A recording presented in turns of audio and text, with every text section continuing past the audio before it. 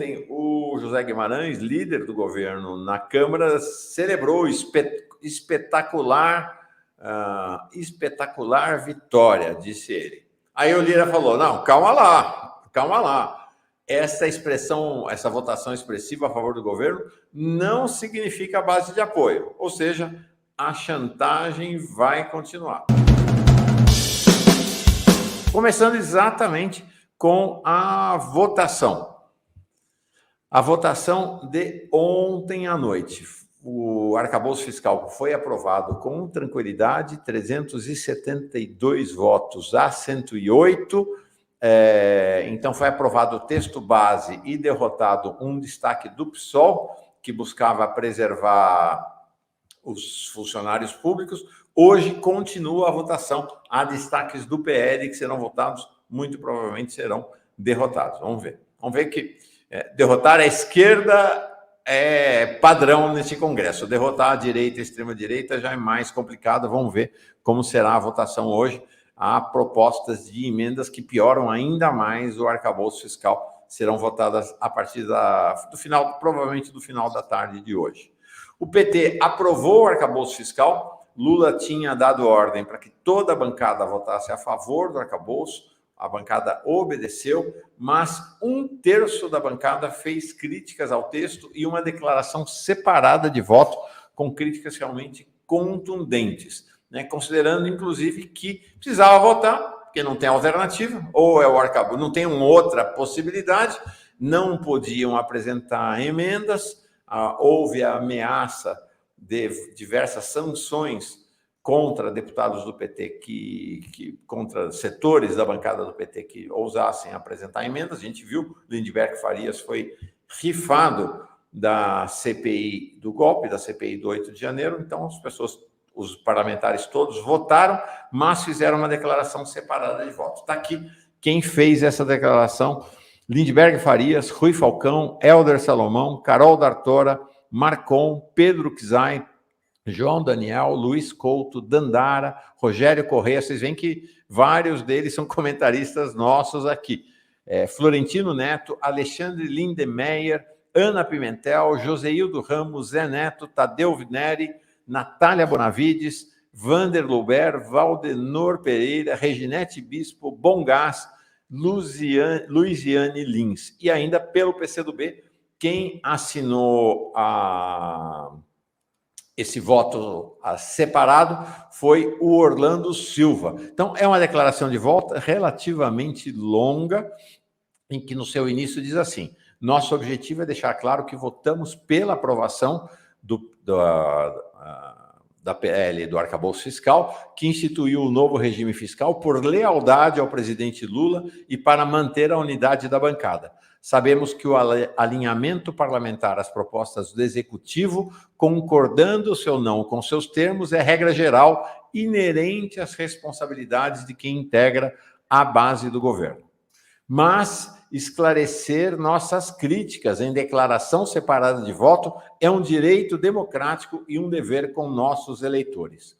Consideramos que o relatório Cajado agravou sobremaneira as normas de contratação dos gastos públicos, limitando fortemente a capacidade do Estado de fazer justiça social e comandar um novo ciclo de desenvolvimento. Se já eram preocupantes os limites originais para o crescimento das despesas primárias, determinados por um teto de 2,5% na evolução anual da inflação, novas travas adotadas pelo Cajado, como os chamados gatilhos, tornam o cenário ainda mais perigoso. O texto tem 2 páginas e termina com o seguinte parágrafo. Por fim, lamentamos que ainda não tenha sido possível libertar o poder público do estrangulamento provocado pelos interesses do capital rentista, que busca subjugar o Tesouro ao pagamento dos escorchantes juros da dívida pública, às custas do empobrecimento do povo brasileiro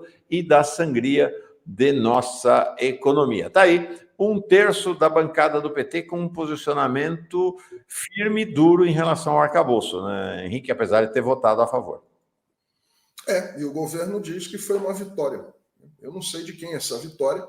você continua destinando a mesma fatia gigantesca e majoritária do bolo ao pagamento dos juros da dívida pública, você continua botando dinheiro na mão de bilionário que parasita o Estado brasileiro, você reduz, né, o emprego de gastos aí em políticas sociais.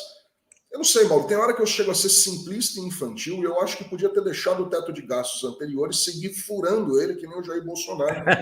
Já pensei nisso também. Você pensa, claro. Parece criança, né? Às vezes você coloca a criança assim, ela tem uma solução simples, mas é uma solução fantasiosa, boba, né? Mas eu tenho essa impressão, era melhor ter deixado o teto de gastos, aquele horror do Temer, deixava o teto de gastos e seguia furando o teto como o Bolsonaro fez durante 4 anos, inclusive dando aumentos, né, que o PT sempre votou favoravelmente, está correto, mas assim, dando aumento para programas de transferência de renda, que nem era lá o Auxílio Brasil, aumentando, era um programa diferente do Bolsa Família, muito mal feito e mal agembrado, mas assim, ele seguia lá dando aumento. É melhor do que você ficar na mão desses caras. Agora, votaram isso aí tudo, eu nunca vi isso. Brigou para mudar. E aí, depois que mudou, percebeu que o que teve que aceitar é pior do que o que existia anteriormente. Então, assim, eu não entendo. Tá apanhando e agradecendo, obrigado por me bater. Eu não sei, Mauro, não entra na minha cabeça. Bem. Tá aqui, ó. Paulo Roberto Reis. Henrique, é puro Nelson Rodrigues. O governo diz, te perdoo por me traíres. É isso aí, Chico Buarque também. Regina Célia Lourenço, olha aí. Henrique pediu afago, tá aqui. Bom dia, ingresso. Fica, Henrique. Gosto muito das suas declarações. Henrique fazendo grande sucesso. Hashtag fica Henrique, ó. É isso aí. Tá aqui, ó.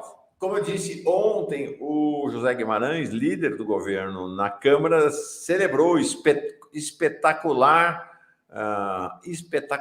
vitória, disse ele. Aí o Lira falou, não, calma lá.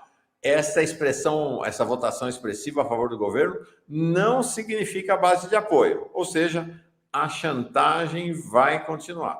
A chantagem... Não, e ainda joga na cara, né, Mauro? Ainda porque a frase é totalmente desnecessária. Qual a necessidade dessa frase do Lira? Ele não precisa falar nada, ele já conseguiu o que ele queria, mas ele ainda joga na cara. Olha, eu tô espezinha. Você Pisou, tá espezinhar, né, Henrique? Espezinhar. Isso aí é avacalhar. É o famoso zoar, entendeu? Zoar. Quando eu era moleque, Mauro, tinha um ditado que falava assim, a gente vê que é bobo, zoa. É mais ou menos o caso aí. Vê que é bobo e zoa. Vai lá e fica falando, ainda faz isso aí, joga na cara ainda. Vamos lá. Aqui, ó. Olha a situação dramática. O Glauber Rocha postou ontem, já no começo da madrugada, o PSOL apresentou um destaque para tirar do texto do arcabouço fiscal os ataques que Cajado colocou aos servidores públicos, como a proibição de concurso e de aumento em caso de não cumprimento do superávit primário por 2 anos. Sabe quantos votos tivemos? Só 20. Confere aí a lista. Tá aí a lista, é basicamente a bancada do PSOL acrescentada. Tem um parlamentar do PL, a Bílio Brunini, um parlamentar de Solidariedade, o Veilton Prado, o Túlio Gadelha, da Rede, né, que é da Federação. Do PT votaram o Lindbergh a favor e votou... Quem mais? Acho que foi só o Lindbergh que votou a favor. O resto todo foi a bancada do PSOL. É isso aí. E está aqui, hoje, então, tem manifestação de servidores federais contra o arcabouço fiscal. Daqui a pouquinho a gente fala com a Helenira sobre essa manifestação. Então está aqui, ó. O que saiu do arcabouço fiscal? No cenário de arrecadação não crescer ou ficar abaixo do piso estabelecido, o crescimento dos gastos governamentais será de 0,6% mais a inflação. Se a arrecadação for muito bem e ultrapassar o teto, o crescimento dos gastos será de 2,5%. Eu falei Glauber o quê? Glauber Rocha? É Glauber Braga, claro, Glauber Braga. Você sabe que, Mauro, eu achei que só eu fizesse essa troca involuntária. Volte e meia, eu falo Glauber Braga e falo Glauber Rocha. Glauber Rocha, é meio... Né? Glauber Rocha é um ícone. Então, se a arrecadação for muito bem e ultrapassar o teto, ultrapassar o PIB, o crescimento de gasto poderá ser de 2,5% a mais do que a inflação. Só para vocês terem uma ideia, quando o Lula arrancou o país da crise de 2008, os gastos subiram 9%. 9%. Mas o que rola no teto de gastos e que foi incluído no novo relatório? Se no primeiro ano a meta for descumprida, né, as metas fiscais, não só a meta, todas as metas fiscais, né, se alguma delas for descumprida, no primeiro ano vai ficar proibido criar cargo,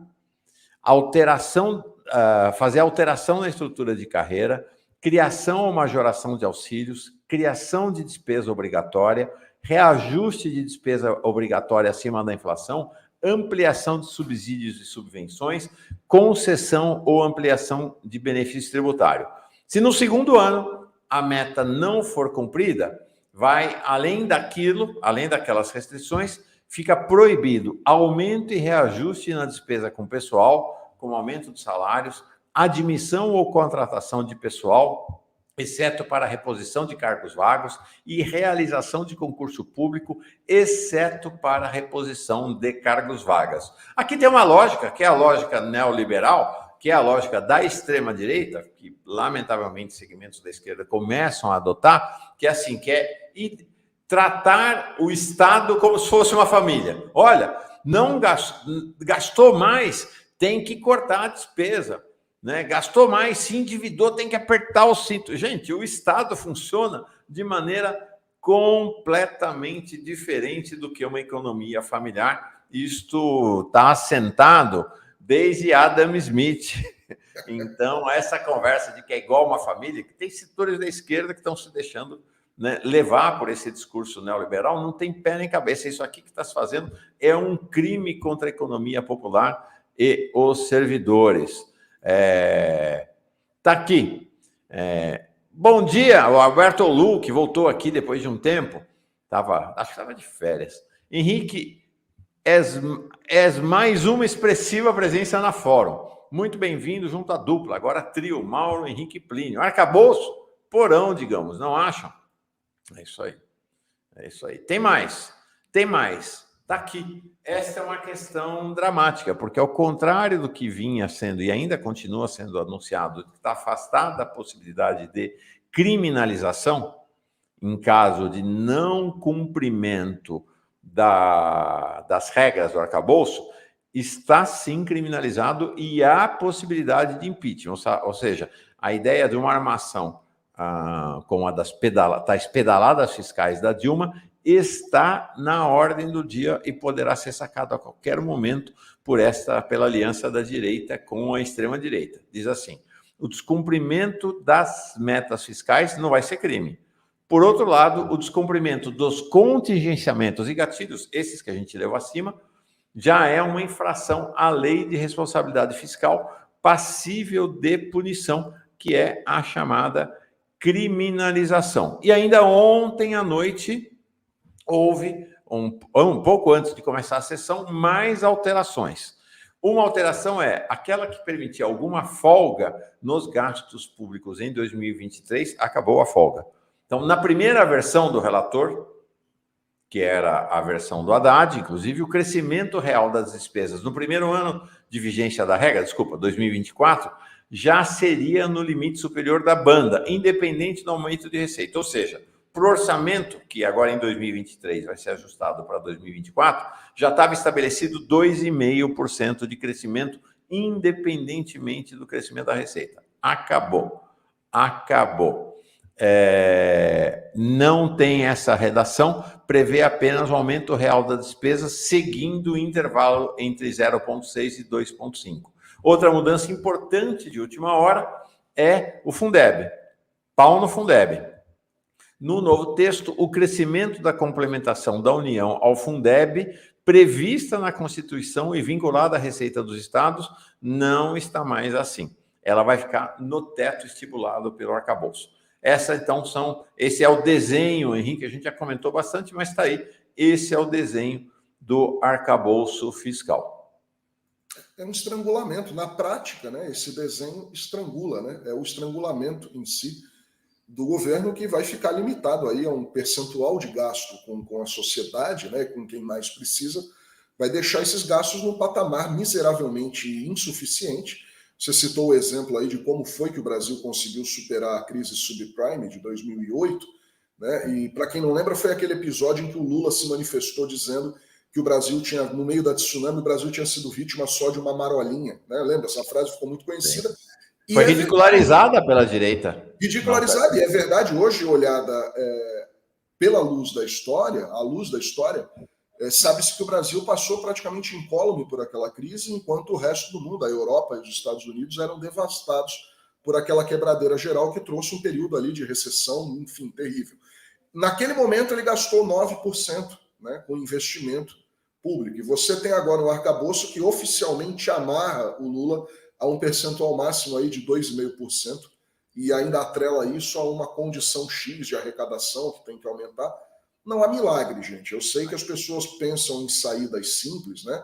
Fazer um governo vingar e um país crescer e mudar indicadores sociais não é tão simples quanto discutir uma relação, um namoro ou algo do tipo, ó, não faz mais isso que eu faço assim e tá tudo resolvido e vivemos felizes para sempre. Não é desse jeito. Com essa âncora fiscal, me parece impossível que o governo consiga repetir aquilo que foi o sucesso dos 2 primeiros mandatos do presidente Lula também e da gestão, né, dos mandatos da presidenta Dilma Rousseff.